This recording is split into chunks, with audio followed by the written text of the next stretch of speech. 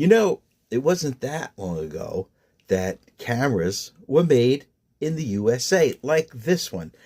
This is the Kodak Motormatic 35F. Now, in 1962, Kodak started making these all-metal body cameras with, believe it or not, a motor drive. It was not battery operated, it was spring loaded.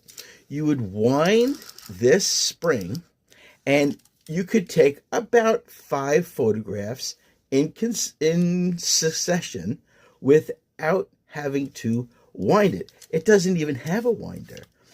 This is the spring-loaded winder. Now, this camera is really special. It has a selenium meter. Now, what that means is it doesn't need a battery. It changes the light into a chemical reaction that moves the light meter. Now, this is a shutter priority camera. You have 4 choices of shutter speeds, ranging from 1/40th of a second to 1/250th of a second. And you look down and the meter will tell you what f-stop it's going to choose for you. It's not a rangefinder. It's a kind of guess the distance away, but it does have 3 little markings on it for close-up, group, or a single shot or landscape. Now, what's interesting is it takes those little one-use flash bulbs and you would put it right in this slot. It has a reflector to reflect the flash. Instead of just using the front of the flash, it uses the front and the back, and it's kind of focused towards your subject. Very cool. Now, one thing I want to point out is, besides that it's made in America, it's full frame. That's a full frame 35mm negative.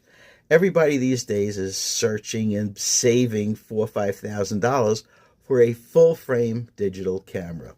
Well, these cameras, the Kodak 35F Motormatic, sells for well under $40. Now the lens, let me just make sure I'm saying it right. The lens is the Kodak Ektanar lens. It's a f2.8 44mm lens. It has a nice shutter release here.